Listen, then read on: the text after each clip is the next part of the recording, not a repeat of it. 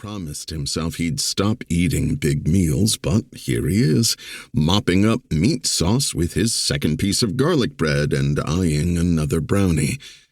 He promised himself he'd start swimming again this summer, but here he is, mid-June, and he's yet to buy himself a bathing suit that fits. And he promised himself he'd pick up his guitar again, but his Squier Telecaster sits in the basement, badly in need of new strings. Time to make himself useful. He heaves himself up from the picnic table to help Kristy and Gillian feed the swarm of guppies who have just hopped out of the pool. As he approaches the buffet, he catches one of the swim dads sneaking a peek down Kristy's bikini top. "Thanks for helping out, Charlie," Kristy says without looking up from the foil she's unpeeling from a bowl of salad. "Isn't he a sweetheart?" Gillian hands him a pair of plastic gloves. "No charge." He pulls the gloves onto his sweaty hands and dishes out 2 helpings of orzo for the next swimmer in line, a long, stringy kid who looks like he's mid-growth spurt. "Thank you, sir." "Nice manners." "You're welcome. I'm Justin's dad, by the way." The boy's eyes, indented with red goggle marks, light up. "That's so cool."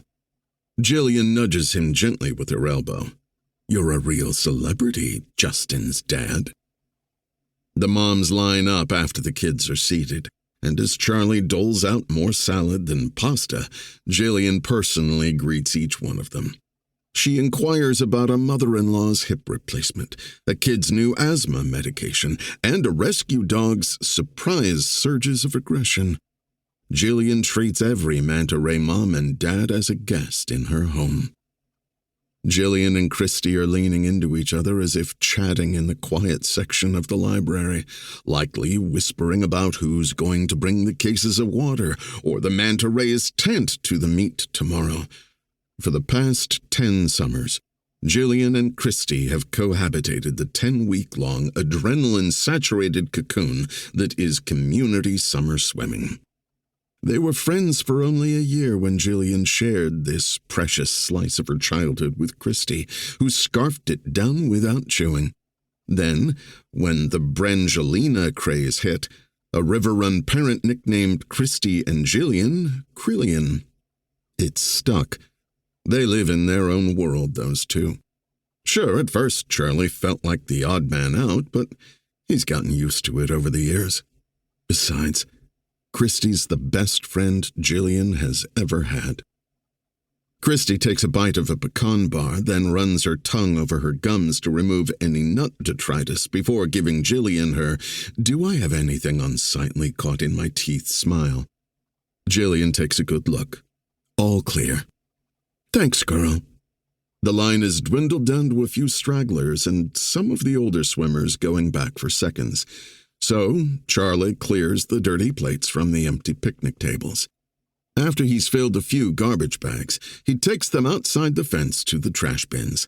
When he lifts up the lids, the stench of old watermelon rinds, discarded swim diapers, and stale beer makes his eyebrows wilt.